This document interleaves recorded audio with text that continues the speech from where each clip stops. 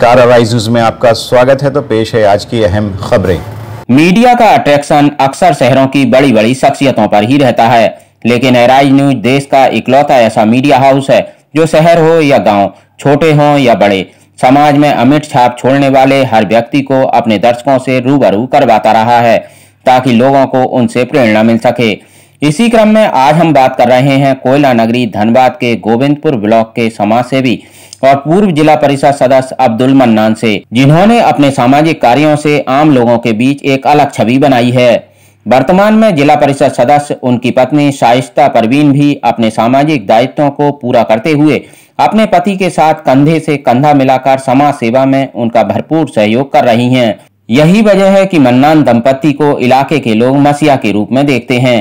ये पारिवारिक पृष्ठभूमि और समाज सेवा का ही जज्बा था कि इंजीनियरिंग की पढ़ाई करने वाले अब्दुल मन्नान ने क्षेत्र के विकास और लोगों की सेवा को प्राथमिकता दी और लोगों के दबाव के चलते राजनीति में आए, जिसमें उन्हें लोगों का भरपूर समर्थन मिला और जिला परिषद सदस्य चुने गए।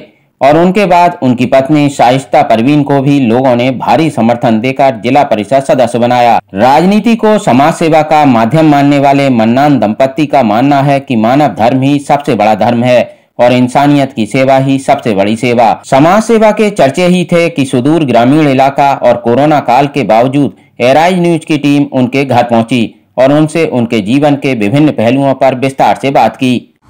नमस्कार, अराइज न्यूज में आप सभी दर्शकों का स्वागत है। आज हम पहुंचे हैं धनबाद जिला के गोविंदपुर प्रखंड के जिला परिषद सदस्य अब्दुल मन्नान जी, जिनकी पत्नी यहां से अभी वर्तमान में जिला परिषद सदस्य हैं, और जानते हैं इनके जीवन की जो शुरुआती और अभी प्रेजेंटेशन में क्या है और आने वाले चुनाव है उनको भी देखते हुए कोरोना काल भी यहाँ बहुत सारा जो मेन समझता महामारी के रूप में भी है और उनके कार्य क्षेत्र को कैसे वो प्रेजेंट किया, जनता को कहाँ तक रुझान जाने में सफल हुए। सबसे पहले आपका अराइज न्यूज में स्वागत है। नमस्ते, मैं धन्यवाद देता हूं और शुक्रगुजार हूं कि आप लोग यहां आए। मैं अराइज न्यूज को भी धन्यवाद देता हूं, उनके संयोजक, उनके जो ये हैं, मैं उनको धन्यवाद देता हूं और आप लोगों को सभी सा धन्यवाद देता हूं। बताइए, आपसे हम यही जानना चाहते हैं कि जो आपका शुरुआती दौर था, अचानक ये मूव भी राजनीति में कैसे? श्रीमान, ये बहुत अच्छी बात आपने कही। हकीकत यह है कि मैं एक मैकेनिकल इंजीनियर, टेक्निकल इंजीनियर, और मेरी पढ़ाई यहाँ प्राथमिक विद्यालय, प्रारंभिक पढ़ाई जो है मेरे गांव की जो मध्य प्राथमिक विद्यालय खड़काबाद है, मैंने यहाँ से पढ़ाई पढ़ करके अपने उच्च शिक्षा के लिए मध्य विद्यालय बरवापुर गया। वहाँ से पढ़ाई उच्च शिक्षा के लिए मैंने महेंद्र उच्च विद्यालय बरवापुर में पढ़ा। वहाँ से मैंने हायर सेकेंडरी मैट्रिक पास करने के बाद मेरी पढ़ाई आरएसपुर कॉलेज में हुई और मेरे गुरुजन थे वहाँ एस.एन. राणा साहब, मेरे पिताजी के बहुत अच्छे दोस्त थे। और चूँकि मेरा जो लालन पालन हुआ है वो बहुत गरीबी स्थिति से हुआ था। मेरी पढ़ाई में उस टाइम पैसा भी खर्च करने वाला कोई नहीं था। मेरे पिताजी का देहांत बहुत पहले हो चुका था। मेरे लालन पालन, मेरा खर्चा, मेरे पढ़ाई का खर्चा मेरे छोटे पापा ने किया और मेरी बहनों की भी शादी उन्होंने ही की। मेरे दादा, जो मेरे पापा का नाम बुद्धू मियाँ है, उनका नाम ऐसे अब्दुल जब्बार है। मेरा नाम तो अब्दुल मन्नान है। मैं पूर्व जिला परिषद अभी हूँ। मैं रोकना चाहेंगे, क्षमा कहेंगे, क्योंकि सर आपने जो गरीबी से उठे, जो आपने मैकेनिकल इंजीनियर हैं, पोस्ट में रहे हैं, और अचानक ये सेवा भाव जो जनता के प्रति ये रुझान कैसे आया? एक्चुअली सर, मेरे पिताजी का जो संस्कार है, मैं गवर्नेंस ऑफ जो ये थी जो उस टाइम अंग्रेज के जमाने में, तो उस टाइम मेरे पिताजी के जो है वो एक सदस्य रह चुके थे और यहाँ का सोशल वर्क में उन लोगों में बहुत रुचि था और मेरे पापा का भी सोशल रुचि था। और हम लोग किसान का बेटा है। हम लोग जिस गांव में रहते हैं वहाँ पर बहुत सारे लोग मिलनसार हैं और यहाँ का संस्कार ही है कि लोगों को जोड़ना है, लोगों से मिलकर रहना है। एक मिलनसार का रुतबा था। और दूसरा बात यह है कि हम लोगों में एक सेवा भावना का शुरू से एक हम लोगों का संस्कार ही है। मेरे दादाजी का भी संस्कार था, मेरे पिताजी का भी संस्कार है, वैसा मेरा भी है। और मैं देखता हूँ मेरा बेटा जो हुआ है वो भी उसका भी वैसा है कि गरीबों को मदद कर। अब्दुल मन्नान कहते हैं कि उन्होंने अपनी ओर से क्षेत्र के विकास और लोगों की सेवा को सबसे बड़ी प्राथमिकता दी है। कोरोना काल के होते हुए भी उन्होंने अपने नौजवान साथियों के सहयोग से स्टॉल लगाकर और घर घर जाकर राशन और दूसरे सामान पहुंचाए। हालांकि उन्हें इस बात का मलाल है कि मौजूदा जिला परिषद अध्यक्ष की निष्क्रियता के चलते क्षेत्र में बहुत से विकास कार्य अधूरे पड़े हैं।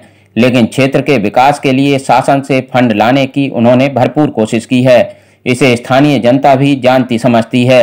आपको जनता आशीर्वाद दिया, आपने भी जिला परिषद सदस्य यहाँ से रह चुके हैं, आपकी पत्नी ने यहाँ भी जिला परिषद है, जो आपके आशा जनता रखी है विकास की मुद्दा को लेके। पहले का जो विकास था और अभी का जो विकास है कोरोना को देखते हुए, इसमें क्या डिफरेंस पा रहे हैं आप? निश्चित रूप से आपने सब सही कहा सर, क्योंकि उस टाइम माया मंडल की सरकार थी।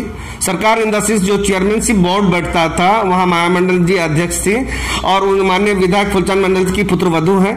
उन्होंने जो अपने पीरियड में जो काम किया है, अपने मैंने एक रुझान था काम करने का और काम को धरातल पर लाने का, वो समस्या अभी रोबिन गोराई में वो चीज रोबिन गोराई में नहीं है। समस्या यह है कि हमारे अध्यक्ष महोदय इस बार के समय में देख रहा हूं ना कि जिला परिषद सदस्य जब से बनी है मात्र 20 लाख रुपए आया था।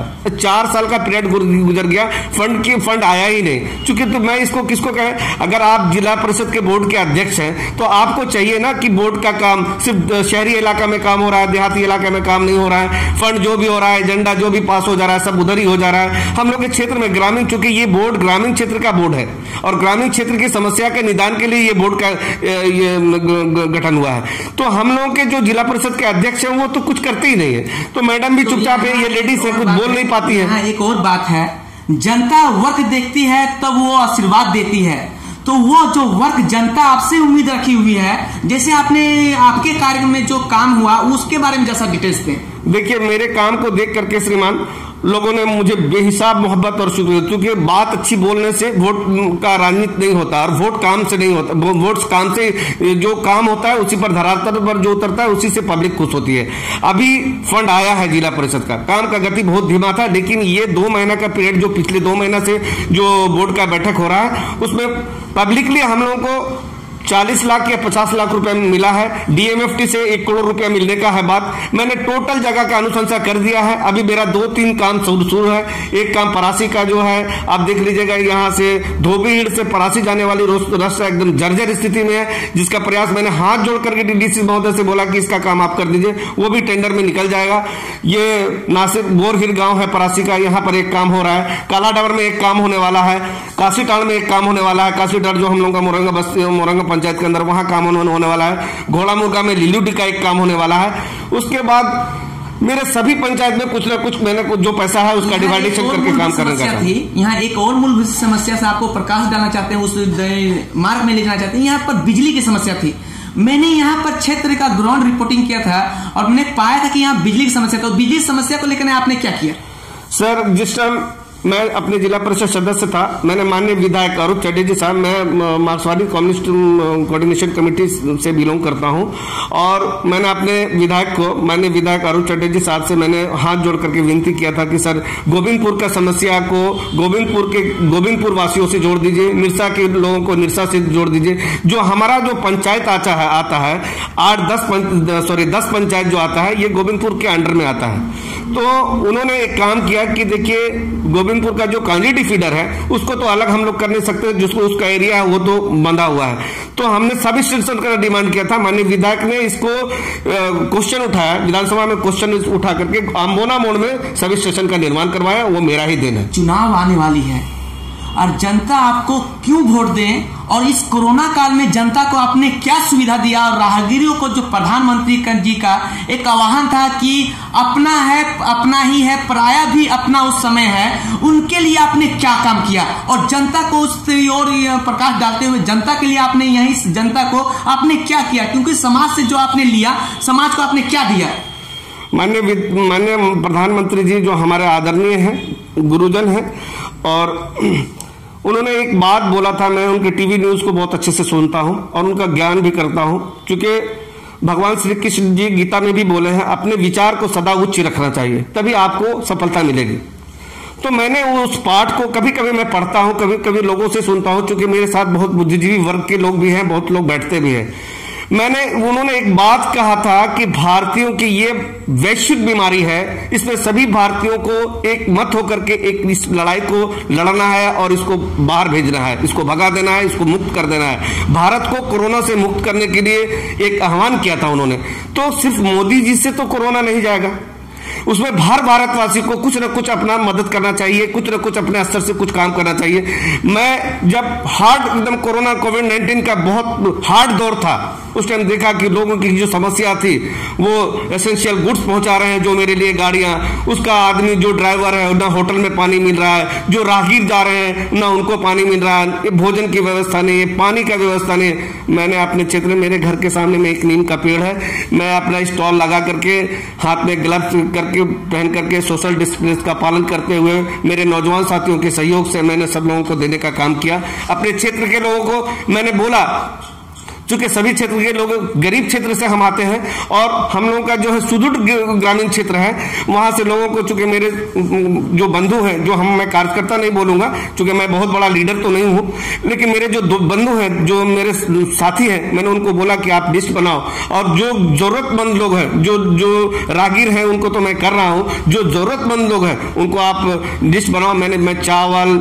आटा, पैकेटिंग करवा करके, धार उधार, इधर उधर कर्जा पैसा लगा लन फंद करके, मैंने मोटा मोटी नहीं भी तो उस पीरियड में हम लोगों ने 10,000 पैकेट का व्यवस्था करवाया और सब ग्रामीण क्षेत्रों में बांटा। जो काम उन लोगों ने देखा है, मैं तो एक इलेक्शन के टाइम में बरसाती मेढक के जैसा नहीं निकलता हूं। मेरा घर रोड साइड में है, जीटो रोड। किसी का सुख दुख, शादी विवाह, मरण खटन जो भी होता है, मेरे पास अगर कुछ पैसा नहीं भी रहता, मैं कर्ज लेकर के, दूसरे से कर्ज लेकर लोगों को देता हूं।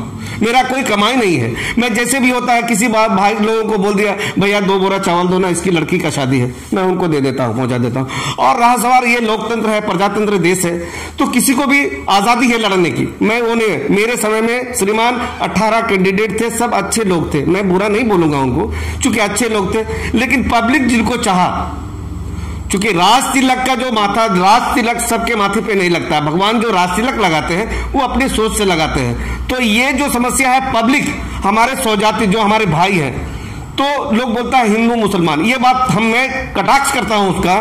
मेरे चौधरी, मेरे जो जिनको बोला जाता है भूमियार, जिनको प्योर आरएसएस का वोट बोला जाता है, गोप, जिनको कुम्हार का वोट बोला जाता है कि ये लोग आरएसएस है, बीजेपी है, आप विश्वास नहीं कीजिएगा, मेरा नाम लेकर के आप बोलिए कि खराब है, तो वो लोग आपसे आपका बकझक हो जाएगा। क्योंकि मैं ऐसा काम ही नहीं कर, मैं जाति विशेष से कोई राजनीति नहीं करता हूं, मैं काम करता हूं, मैं मानव धर्म का सेवा करता हूं और मुझे उम्मीद है कि मुझे पब्लिक का आशीर्वाद जरूर मिलेगा।